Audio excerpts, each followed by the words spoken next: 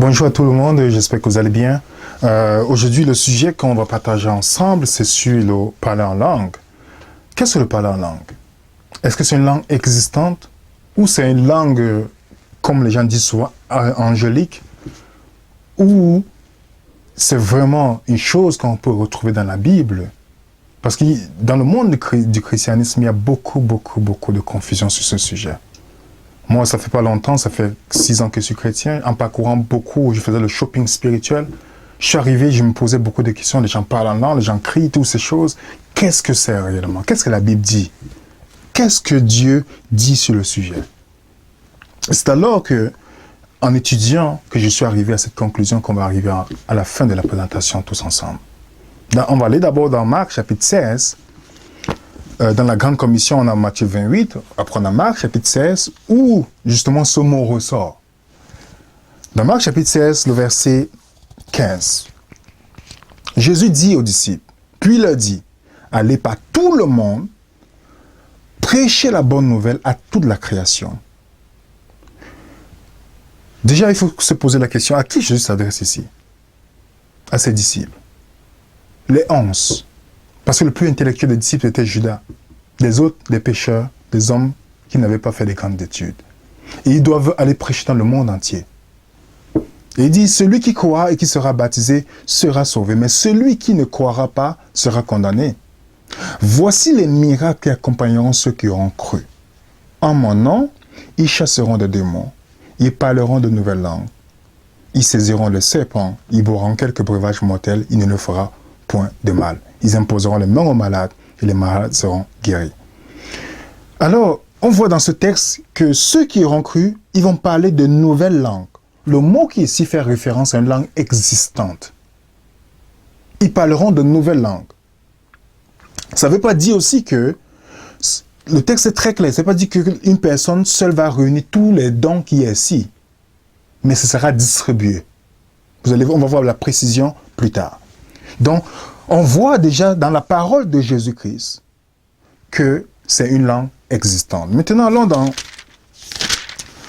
Actes chapitre 1er d'abord. Vous savez que dans Actes, Jésus leur dit d'attendre à Jérusalem. Parce qu'il y a quelque chose qui devait arriver, il devait recevoir le Saint-Esprit. Et lorsqu'il devait recevoir le Saint-Esprit, ils pourront prêcher l'évangile d'abord à Jérusalem. Dans Actes chapitre 2, le jour de la Pentecôte vient 50 jours après la Pâque. Pourquoi il fallait que, remarquez bien une chose qui est magnifique, c'est que pour que les disciples reçoivent le Saint-Esprit, il fallait qu'ils soient 12. C'est pourquoi ils ont fait tout pour faire l'élection d'une douzième personne. Puisque Jésus-Christ, en tant que souverain sacrificateur qui devait aller monter au ciel pour commencer son ministère céleste, il fallait que sur son torse, que les 12 pieds qui représentent les 12 apôtres soient réunis. C'est pourquoi il fallait qu'ils ont fait l'élection rapidement. Et le fait qu'ils montent, pour confirmer que Dieu agrée son sacrifice, il fallait que le Saint-Esprit descende, un peu comme dans l'Ancien Testament, pour accepter le sacrifice que Dieu donnait. Le feu devait descendre du ciel. C'est pourquoi Luc utilise le mot feu ici. Dans Actes chapitre 2, il dit, le jour de la Pentecôte, ils étaient tous ensemble dans le même lieu. Tout à coup, il vint du ciel un bruit comme celui d'un vent impétueux. Il remplit toute la maison où ils étaient assis. Des langues semblables à des langues de feu leur apparurent, séparées les unes des autres, se posaient sur chacun d'eux.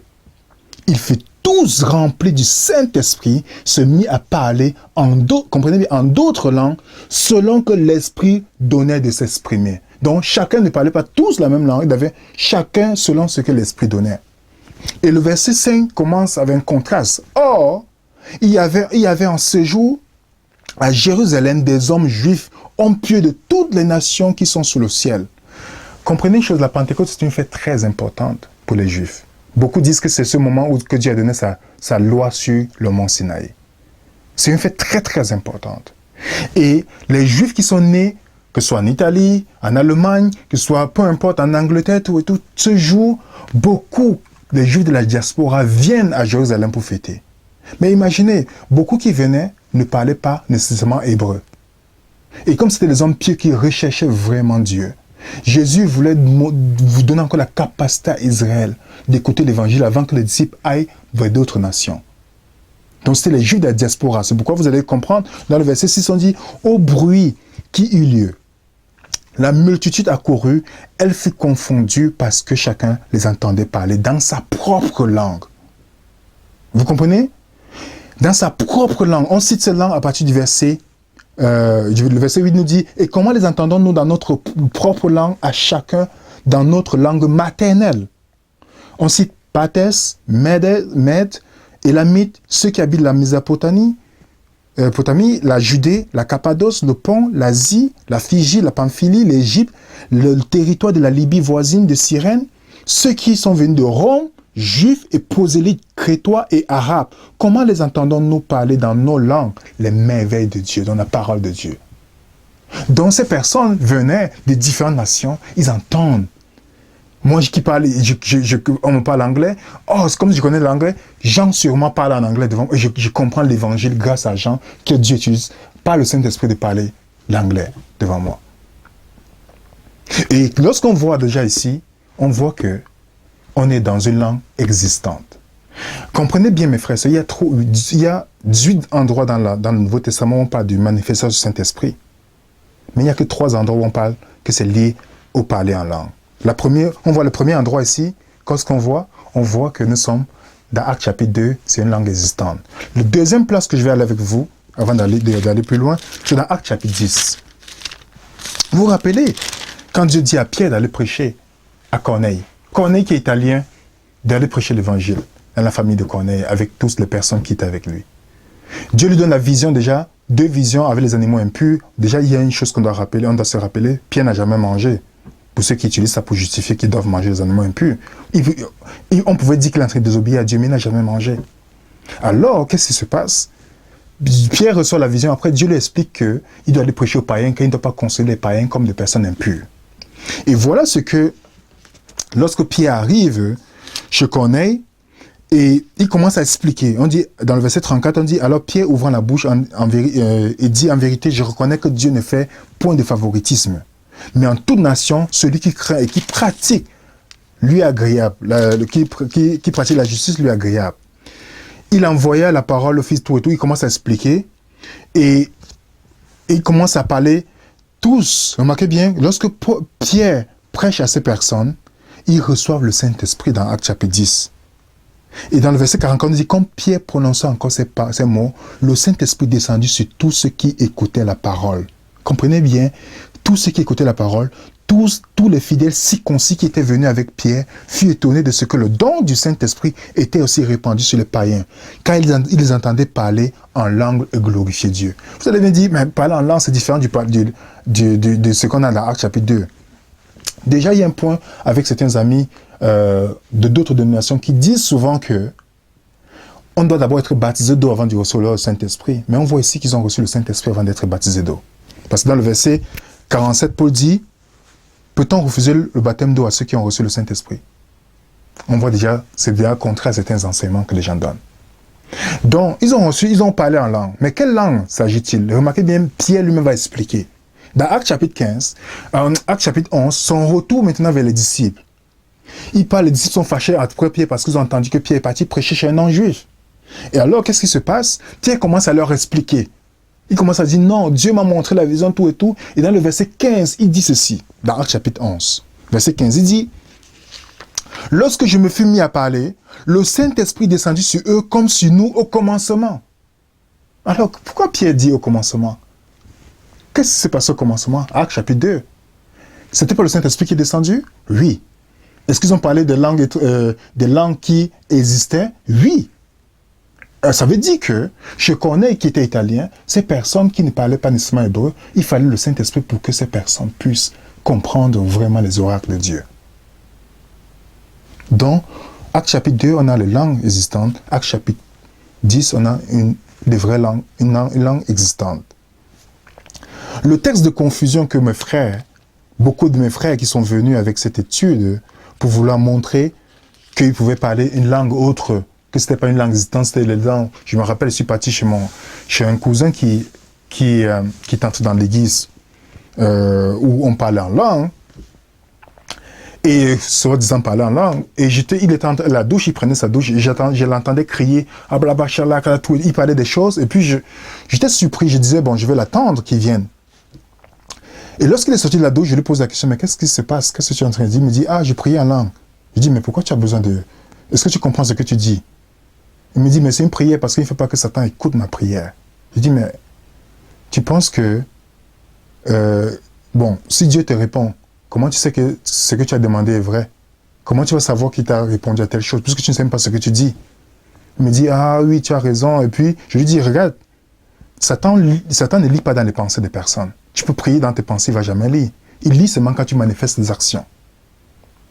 Et dans cette conversation, j'ai compris qu'il était un peu perplexe, puisque finalement son raisonnement ne tenait pas.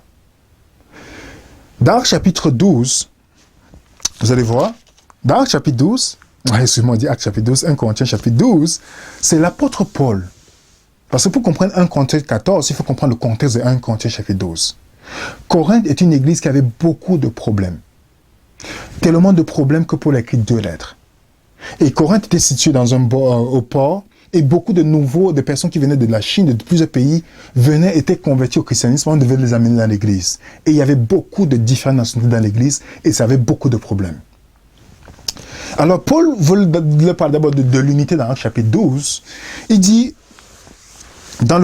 Actes toujours, dans 1 Corinthiens chapitre 12, il dit, le verset 27, il dit, vous êtes le corps de Christ. Vous êtes ses membres, chacun pour sa part. Le verset 28, il dit, Dieu a établi dans l'église, premièrement, les apôtres. Comprenez bien, les apôtres sont d'abord en tête. Ensuite, vient quoi? Deuxièmement, les prophètes. Troisièmement, les docteurs. Ensuite, ceux qui ont le don de miracles. Puis, ceux qui ont le don de guérir, de secourir, de gouverner, de parler diverses langues.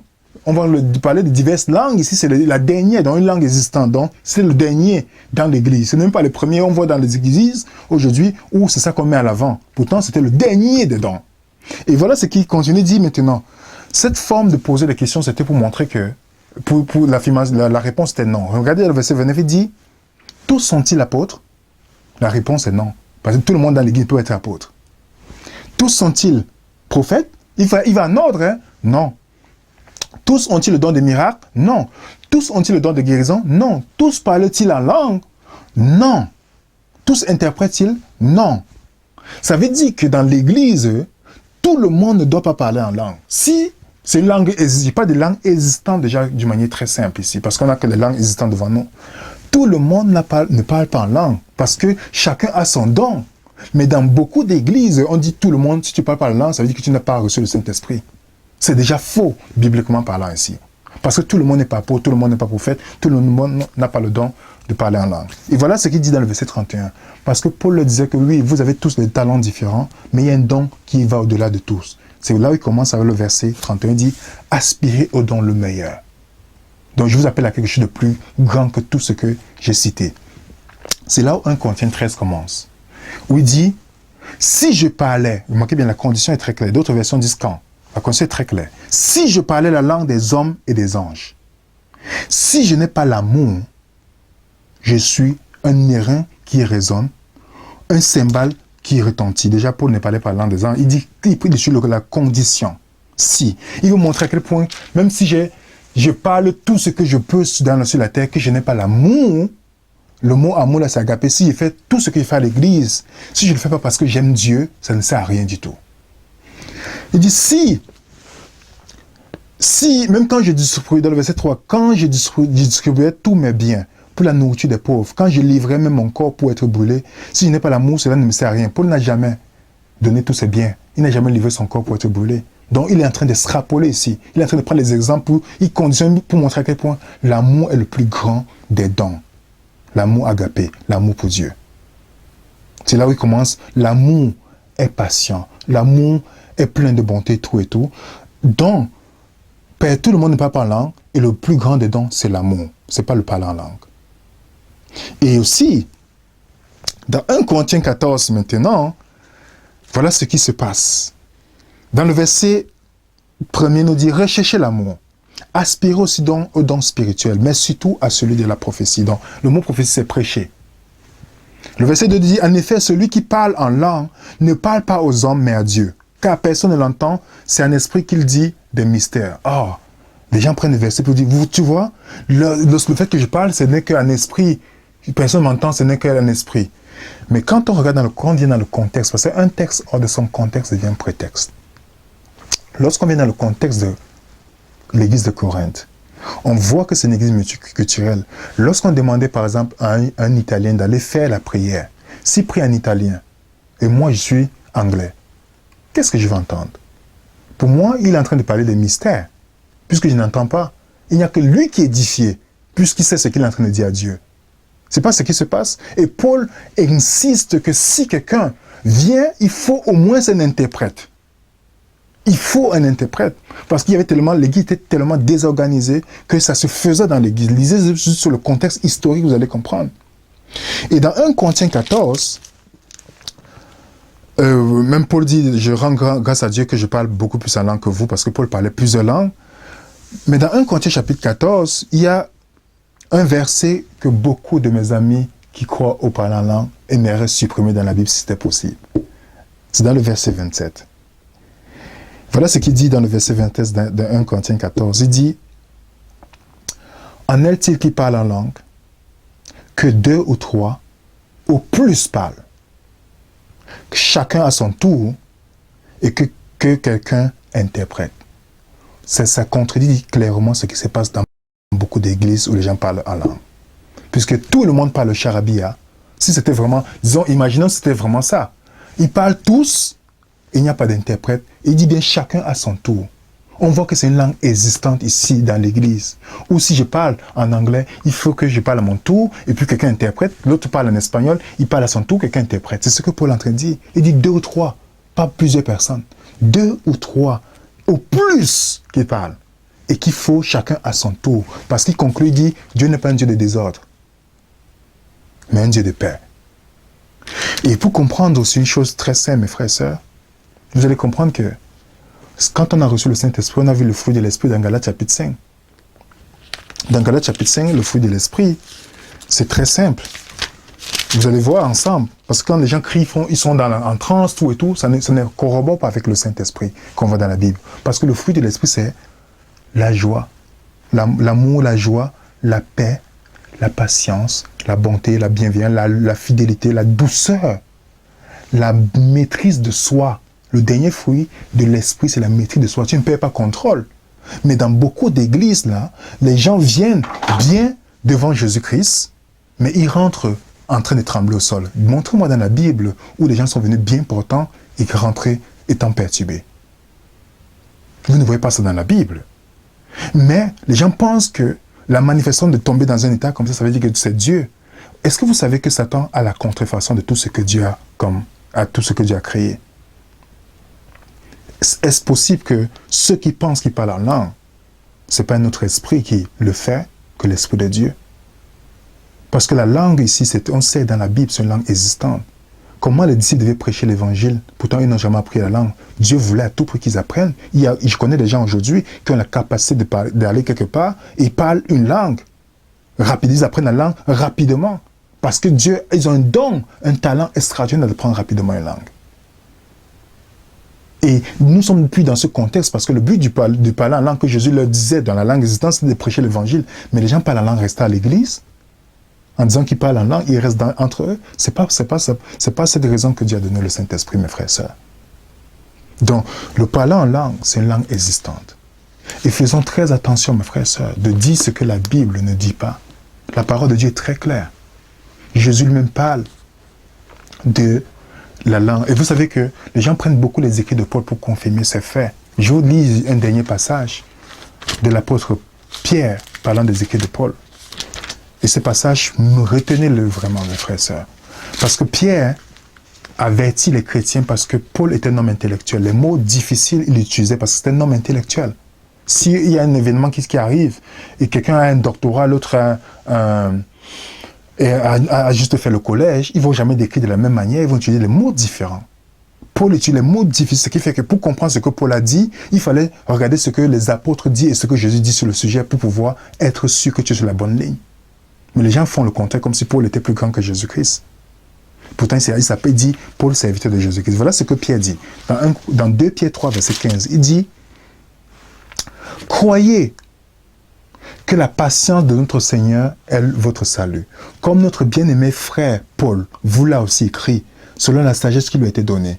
C'est ce qu'il fait dans toutes les lettres, où il parle des choses dans lesquelles il y a des points difficiles à comprendre, dont les personnes ignorantes et mal affermies tordent le sens comme sur les autres écritures pour leur propre ruine. Vous comprenez mes frères et sœurs? Si vous voulez savoir ce que Paul voulait dire sur le parler en langue, regardez ce que Jésus a dit sur le sujet. Est-ce que vous avez vu d'autres apôtres parler sur le sujet? Est-ce que vous pensez que Paul va aller à l'encontre de ce que Jésus dit? Ou des apôtres disent? Non, mes amis. Faisons très attention lorsqu'on prend les écrits de Paul. Ces mêmes personnes vont dire que Paul a dit que la loi de Dieu est abolie. Pourtant, le même Paul a écrit dans Timothée, dans 2 Timothée 3, verset 16, en disant « Toute écriture est inspirée de Dieu ». Pourtant, il n'y a pas encore le Nouveau Testament, il n'y avait que l'Ancien Testament dans ce temps-là. Est-ce que vous comprenez, mes frères et sœurs? La Bible s'explique par elle-même. Et quand on dit le Saint-Esprit vient, on voit le fruit de l'Esprit se manifester. Et ce n'est pas tout le monde qui parle. Si c'est la vraie langue, ce n'est pas tout le monde qui parlera. Ce n'est pas tout le monde qui a le même don. Quelqu'un peut avoir le don de prêcher, l'autre a le don d'enseigner, l'autre a le don de nettoyer l'église. Tous ces dons sont répartis par le Saint-Esprit. Et tout le monde ne peut pas être apôtre. Tout le monde ne peut pas parler en langue. Donc le parler en langue, ici dans la Bible, c'est une langue existante. Et ce n'est pas tout le monde qui a le même don. Donc, ce n'est pas le fruit, ce n'est pas cela qui fait à ce qu'on pense qu'on est accepté, qu'on a l'assurance devant Dieu. Notre assurance en Jésus-Christ, qui nous donne son Esprit Saint pour nous amener dans la sanctification et pour prêcher l'Évangile. Que Dieu vous bénisse.